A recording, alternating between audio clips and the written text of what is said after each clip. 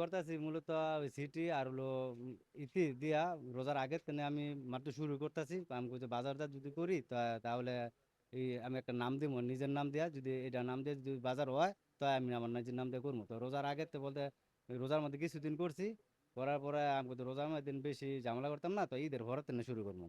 তো এই হিসাব করে আমি একটু আগে ছিলাম আর কি। তো ঈদের পরের তেনে আমি 3 দিন চালু করছি, আজকে হলো 4 দিন। তা আজকাল বাজার যাত্রার করতারই নেই।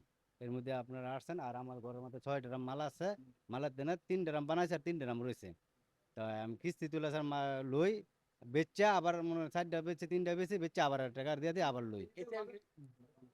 এই গাউছিয়া যায়, নওয়াপুর যায়, 2,500 যায়, এই বিভিন্ন জায়গায় যায় আর কি। গাড়ি আমার একটা, আমি অটো লিয়ে যাই আবার অটো লিয়ে আবার আয় করি। না স্যার, না স্যার, এটা মিথ্যে কথা বললে লাভ নাই, আমার তো কিছুই নাই। আমার তো আমি শুরু করছি যে এটা আগুয়াম কাগজপত্র জমা দিই, ট্রেড লাইসেন্স যে আমি চেয়ারম্যানের কাছে দিয়ে জমা দিই, ঈদের ভরে শুরু করছি করবো আর কি। যদি আগুইতে পারি তো করবো, নাহলে করতাম না। এই আচ্ছা, আমরা আমরা আপাত দৃষ্টিতে যেটা দেখেছি যে উনি ড্রামে তেল ক্রয় করে সেটা হচ্ছে প্যাকেটজাত করছেন, কিন্তু ওনার কোনো অনুমোদন নাই, এ ধরনের মোড়কজাতকরণের কোনো অনুমোদন ওনার নাই।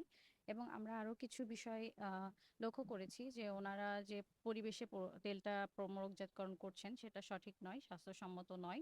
এবং উনি যে তেল ক্রয় করেছেন তার কোনো রসিদ কিন্তু ওনারা আমাদেরকে দেখাতে পারেন নাই। এবং এই তেলটা যে ক্রয় করে সেটার সাথে ওনারা অন্য কিছু মিশ্রণ করে বাজারজাতকরণ করছেন কিনা সে বিষয়ে আমরা কিন্তু নিশ্চিত হতে পারি না। তো সেটা আমাদের স্বাস্থ্যসম্মত কিনা সেটাও একটা প্রশ্ন থেকে যায়। এই জন্য আমরা আজকে বাংলাদেশ নিরাপদ খাদ্য কর্তৃপক্ষের পক্ষ থেকে আমরা হচ্ছে নমুনা সংগ্রহ করব এবং এটা টেস্টের জন্য পাঠাবো। ধন্যবাদ। আমরা র্যাবের থেকে খবর পেয়েছি যে এই জায়গাতে ভোজ্য তেল বাজারজাত করা হচ্ছে কোনো ধরনের অনুমতি ছাড়া। তো আপনারা জানেন একটা ভোজ্য তেল যখন বাজারজাত করবেন আপনার একটা কোম্পানি থাকতে হবে, অনুমোদন থাকতে হবে। আমাদের যারা নিয়ন্ত্রণকারী প্রতিষ্ঠান আছেন যেমন বিএসটিআই সহ এই জায়গায় কিন্তু তার অনুমতিটা লাগবে। তার কিন্তু কোনো ধরনের অনুমতি নাই। উনি স্বীকার করেছেন যে তার কোনো ধরনের অনুমতি নাই এবং তার সেই উনি এই ভিত্তিতে দোষ স্বীকারোক্তি প্রদান করেছেন।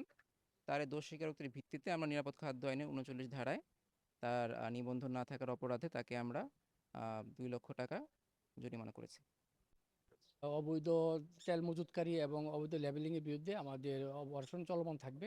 এই র্যাব 11 পক্ষ থেকে আমরা এটা কন্টিনিউ ভাবে এটা চালিয়ে চালিয়ে যাব, যাতে আমাদের খাদ্যটা নিরাপদ থাকে, তেলটা নিরাপদ থাকে এবং কোনো অবৈধ মজুতদারি কেউ যাতে করতে না পারে সেই বিষয়ের দিকে লক্ষ্য রেখে আমাদের এই কার্যক্রম চলমান থাকবে।